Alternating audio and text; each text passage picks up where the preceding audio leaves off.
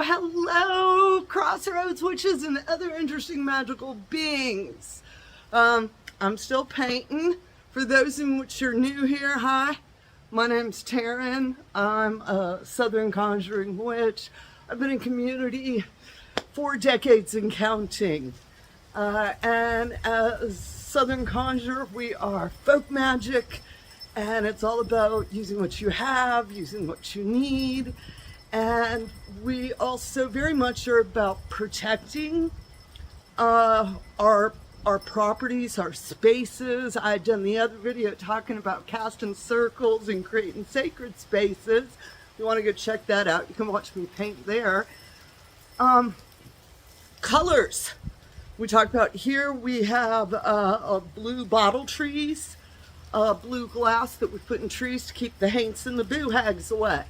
Another thing we do is we paint the porches up above. We paint them haint blue. Sometimes we also like to paint our door trim and our doors within that shade.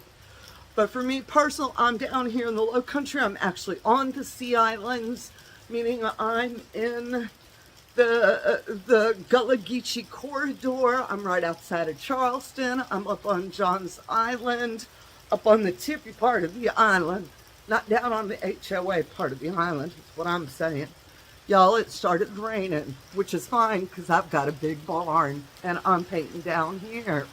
So, I want to talk to you a little bit about color. We talk about color magic, but how truly important, how truly effective colors are. We know scientifically that colors actually vibrate differently. Different colors vibrate different. Y'all, talk about a storm coming up. Oya's coming to visit us today.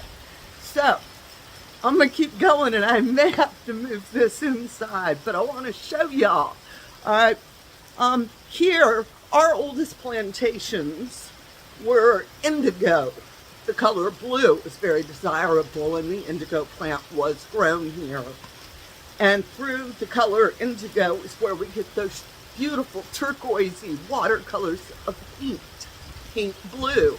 Actually, you can go to most of our little paint shops, little stores around here, hardware stores, and they actually carry a line of paints.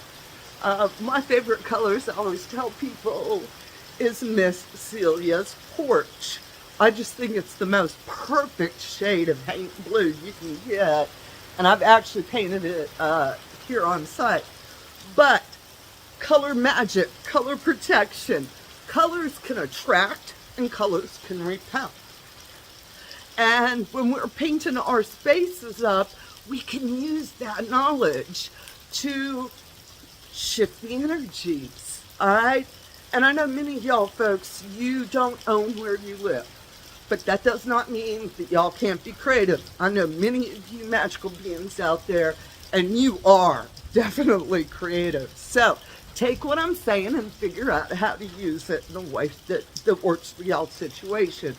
Here, 2 years ago, we bought this big old barn that hadn't seen love in a long, long time. And as you can see, I'm painting on her. I was very selective on the colors that I chose and why I chose them. Obviously, purple, because what witch doesn't want a purple barn? But the other colors I was talking earlier is in honor to the land I live on, and that is the color indigo. And there are several shades. This is indigo. Ooh, here we go. Let me get y'all. Indigo. This is a shade. This is, from my research, one of the truest shades of indigo. And I chose to paint it, as you can see, going all the way down. And on the other side, all of the trim is being painted indigo blue. The reason for indigo is because it is supposed to repel bad, attract good. Pretty simple. And I just loved that idea of putting protection in color. All right? I've done painted protection here. And how you can too, thinking about your spaces and how the colors affect you. What colors do you like? I know when I was painting up, you know, if you look at my cottage and my apartment, I painted both of those very soft greens because I wanted to ground people. Greens are very grounding colors. They're also colors of money and prosperity, in which I know we all could use a little more of that. So I was very purposeful in the colors that I used in my different spaces. And my outside color, like I said, here, I keep turning my camera like, okay, here we go. My outside color that I'm currently working on is the Indigo. And I've got 8 of these windows and 4 door frames, 4 double doors, and a single door. I think that's what plus I'm painting the whole cottage this color too. But how using colors in our magic could be as simple as your tarot cards, your cloth that you wrap those tarot cards in. That color can either help hold those energies in, it can help be a protector color, it can also help being an energizing color if you want to energize your cards per se. We can use that with stones, we can use it with magical items, and we have our bags of items. What color is your bag? You know, and when we're doing these things that we're, like I said, I'm aware of that, you know, I want a yellow gold for an energizing wake up color, you know, and you think about it when we do our altar cloths, you know, the different colors that we all use. And there is no one color is good for all witches. Some witches may not like purple. It don't mean nothing, all right? It's just, I like it. A lot of others do, but it don't mean all of us do. You know, but really learning to use your space in a magical way. Like often, you know, I don't have to be up in my boudoir dressed up, makeup and my pointy black hat on to still be a witch, to still be magical. I'm magical every day in everything I do. That's folk magic. I don't need to go cast a circle. My whole space is one giant sacred that I have been working on, walking on. You know, I take walks on my perimeter and I say thank you. When I did first move here, I put railroad stakes in all 4 of my property corners. Again, very folk magic, very Southern Conjure thing to do. It is a protector. It is a way of saying stay put. It is setting boundaries. It's saying it's mine. I got totally off subject, y'all. Sorry about that. So, this is Indigo, and this is Indigo, and I'm painting it as a form of protection. I'm painting it in honor of the ancestors, the spirits of this dirt that had to harvest, had to toil in those fields. And I have, what is it? I actually have moments where I'll be like walking up going, thank you, you know.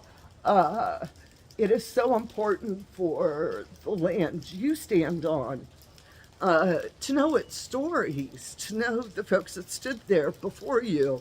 I'm in the South, I'm in Charleston, all right, we were the slave port.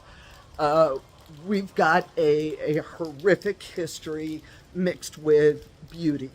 And sometimes I talk about that as this tragic beauty that was created when you walk in downtown Charleston, knowing every brick was created by an enslaved person.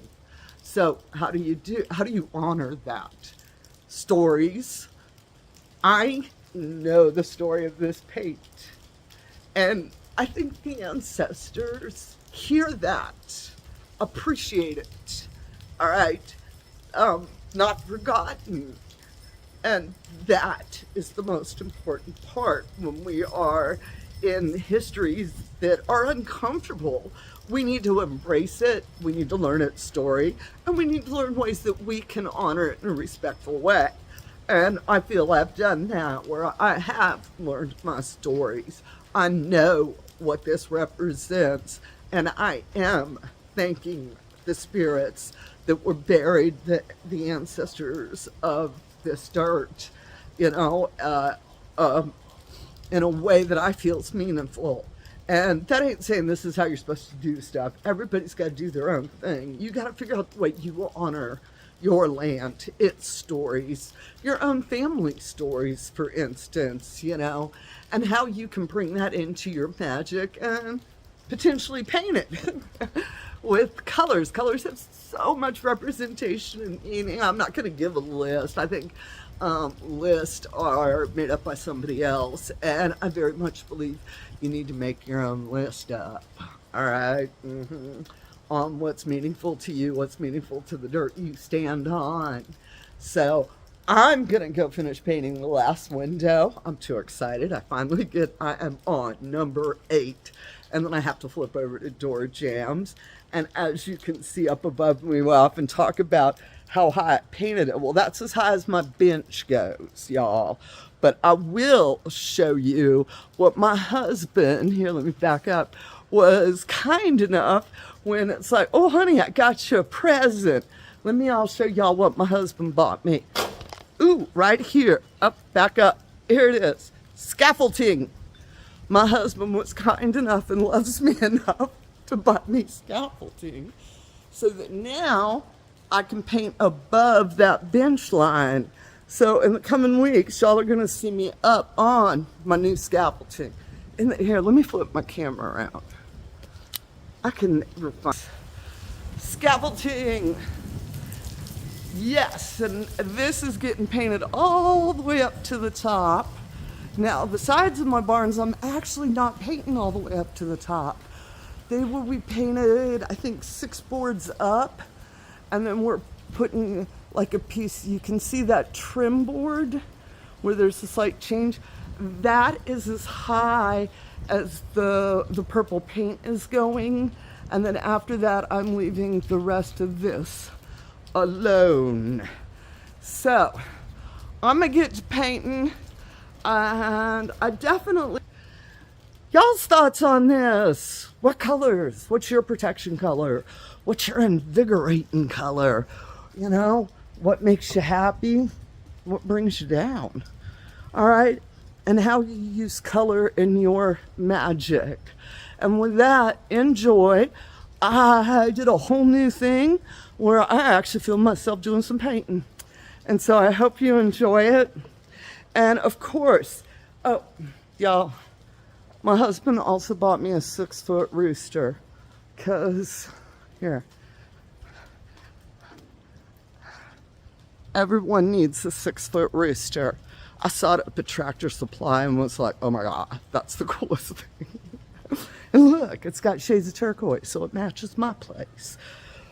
But what was I saying? Oh, if you are interested in the House of Witchcraft, you want to know about me, you want to know about my the house itself, the different covens we have. We have several different covens, actually, throughout the United States.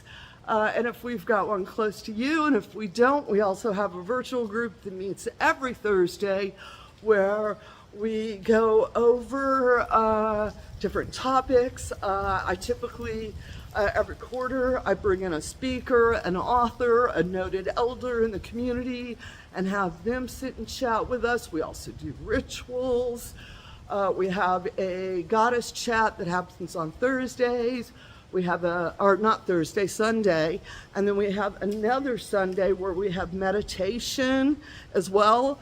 And if y'all hadn't done meditation with Tesseract, even if you don't like to meditate, because if you say meditate to me, I'm typically backing out of the room with, I don't want to do that.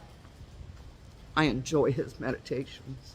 I really do. I like the way he does them. So if you are interested in all that and want to get up in it, there's that button down there that says join the YouTube membership.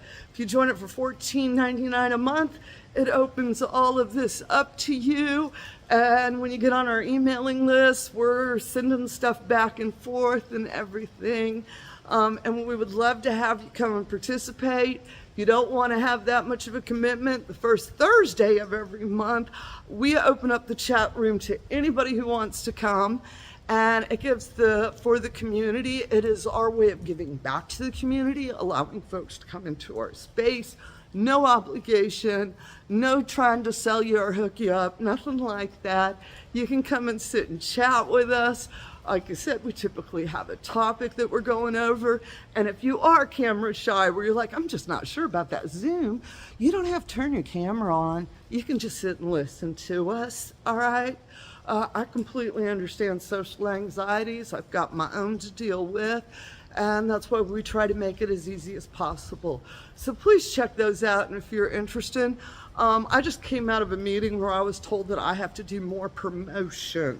So I am internationally best-selling author, Hoodoo in the Psalms. I also have my second book, Conjuring Dirt. That's why you hear me talking about Dirt a lot. Please go check them out. They're published by Moon Book Publishing. I also have several independent books that are available on Amazon with a couple of different topics. Woo! Y'all, I done did my spiel, all right? So I'm good for the next couple months. How's that sound? All right, witches, get out there, fly those brooms, have a bright, blessed day, and as always, amen, blessed be, ashe, and a bobo.